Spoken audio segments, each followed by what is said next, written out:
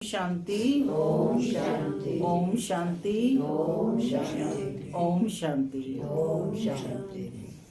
आज 9 मार्च 2024।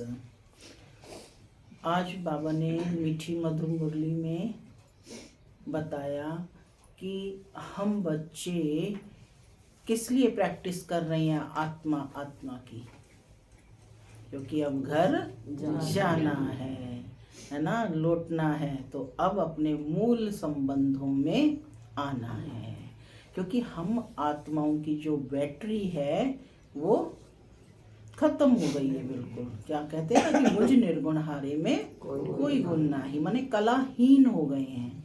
तो बाबा ने कहा कि इसके लिए याद का अभ्यास, योग की भट्टियां करो, योग में बैठो। जितना अभ्यास करेंगे उतना स्थिति ऊंची बनती जाएगी। और बच्चों को याद में रहने पर क्या मिलता है? करंट मिलता है, बाप से करंट मिलता है। लेकिन करंट किन बच्चों को मिलता है? जो बच्चे बाप में निश्चय बुद्धि होंगे और याद होंगे। यदि दुनियावी चीजें ही याद आती रही तो करंट मिलेगा नहीं, क्योंकि बुद्धि तो बाहर भटकती रहेगी।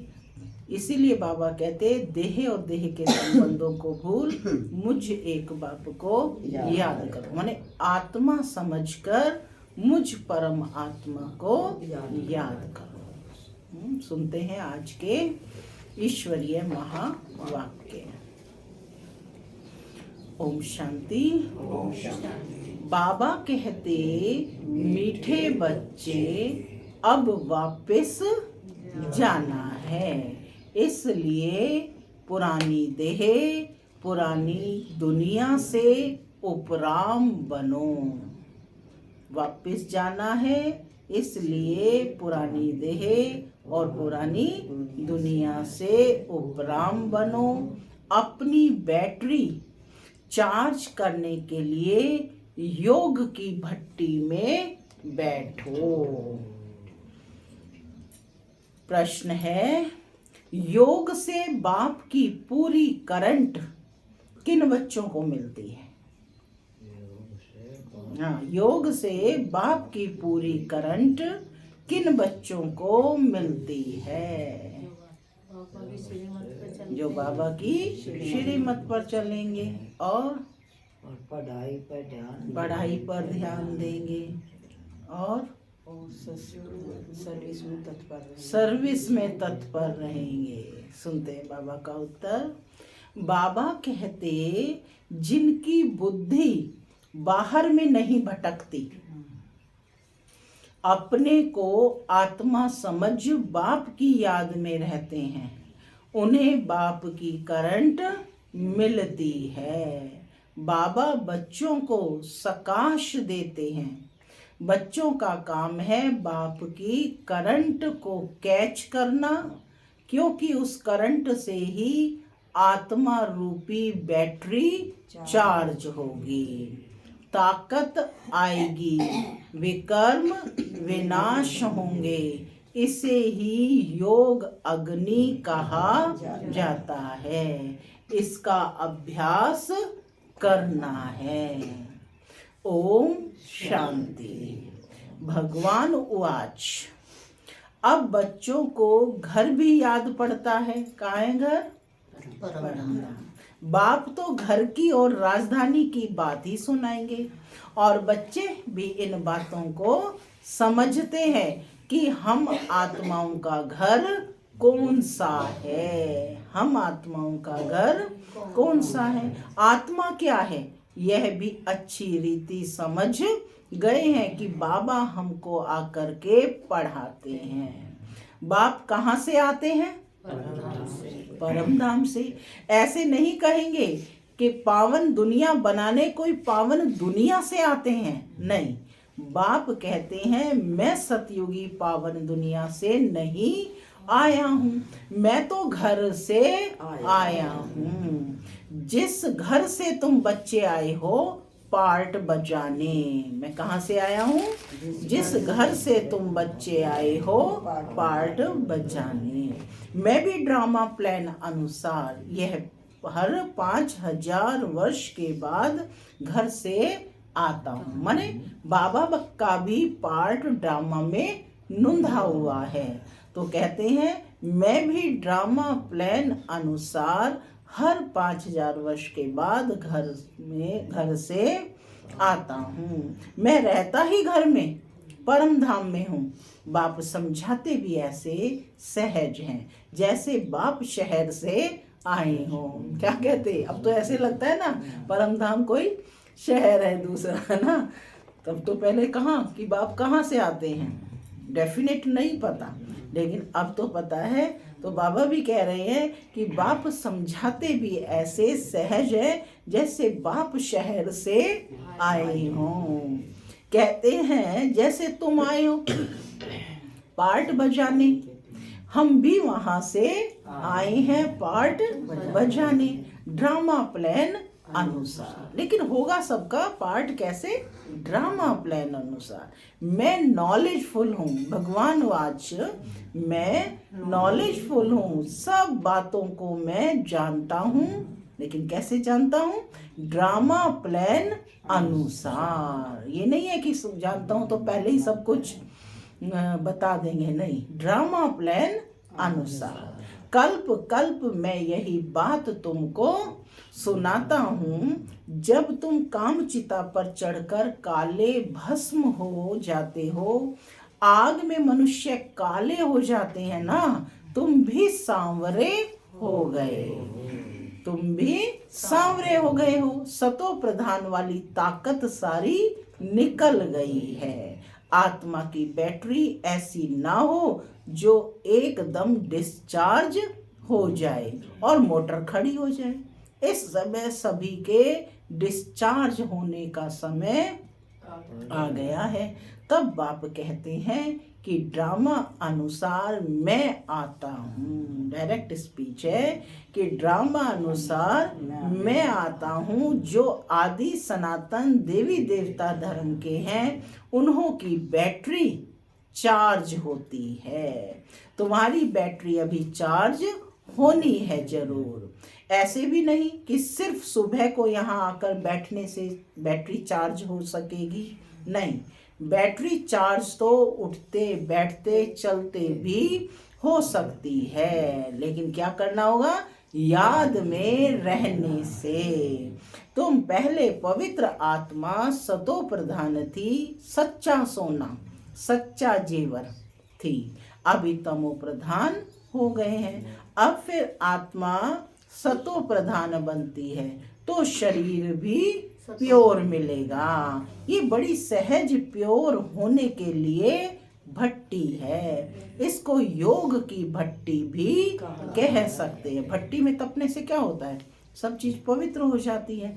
तो बाबा कहते हैं योग भी एक भट्टी है। सोने को भी भट्टी में डालते हैं, यह है सोने को शुद्ध बनाने की भट्टी, बाप को याद करने की भट्टी।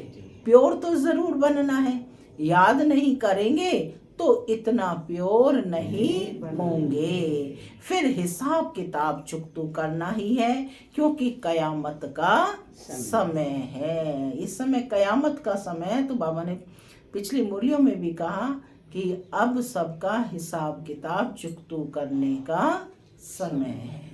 सबको घर जाना है। बुद्धि में घर की याद बैठी हुई है और किसकी भी बुद्धि में नहीं होगा। वह ब्रह्म को ईश्वर कह देते हैं, उसको घर नहीं समझते। तुम इस बेहद ड्रामा के एक्टर हो, इस बेहद ड्रामा के एक्टर हो। ड्रामा को तो तुम अच्छी रीति जान गए हो।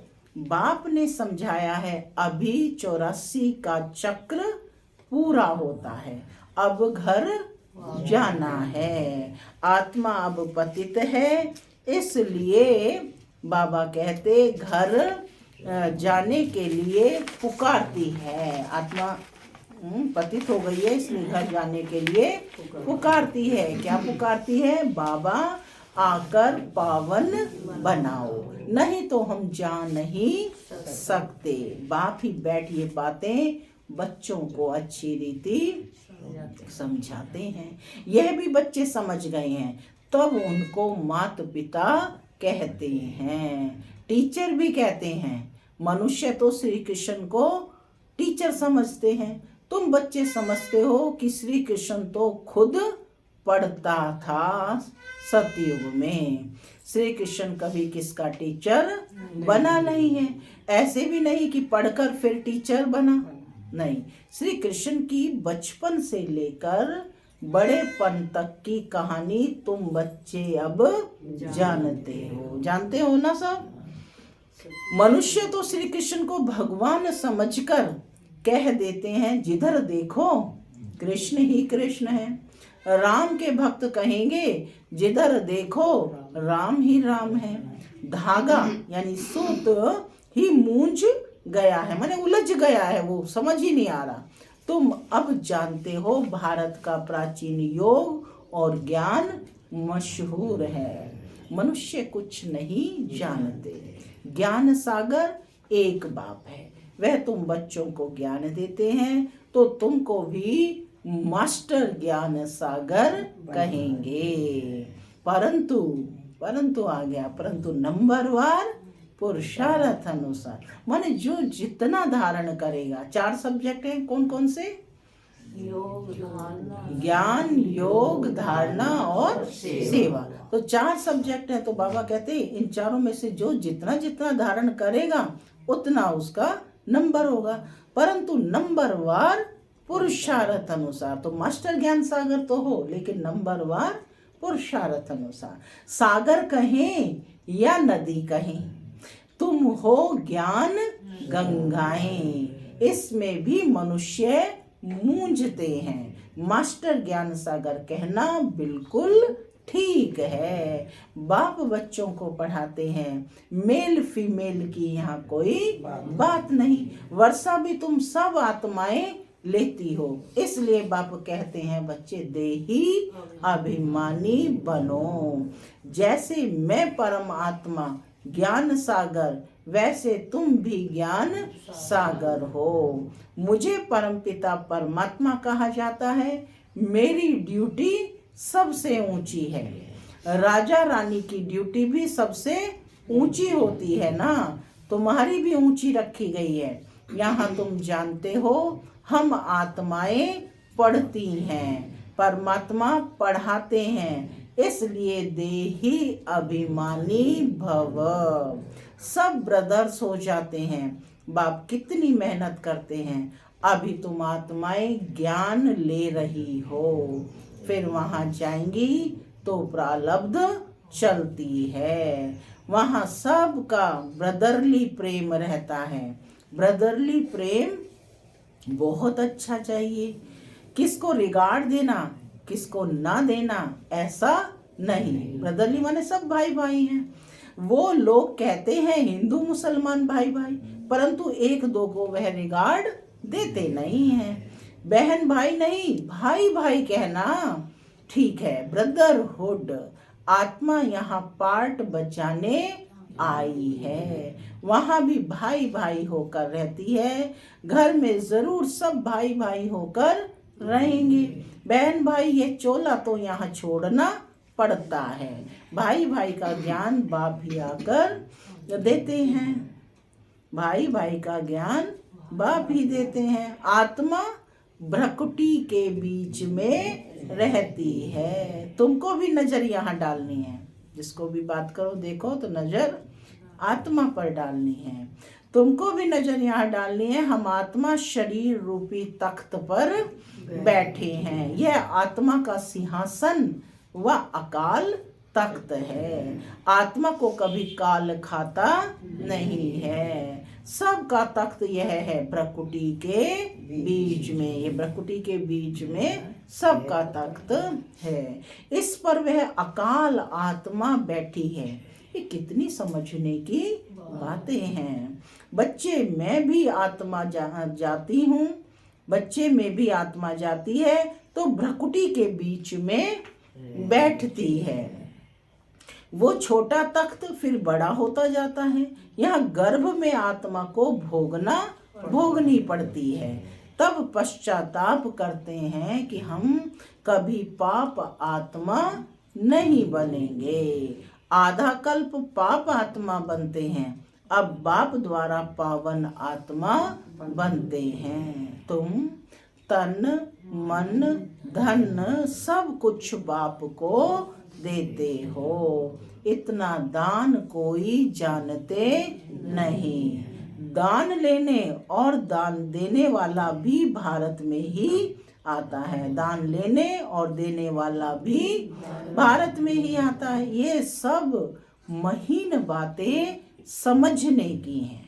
भारत कितना अविनाशी खंड बना है और सब खंड खत्म होने वाले हैं।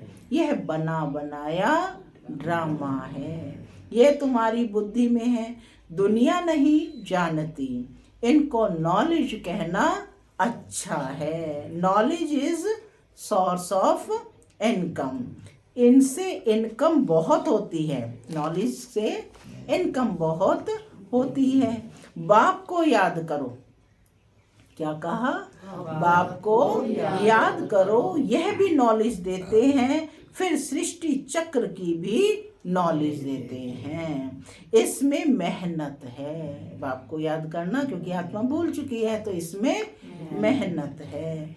हम आत्माओं को अब वापस जाना है, इसलिए इस पुरानी दुनिया और पुराने शरीर से उपराम रहना है।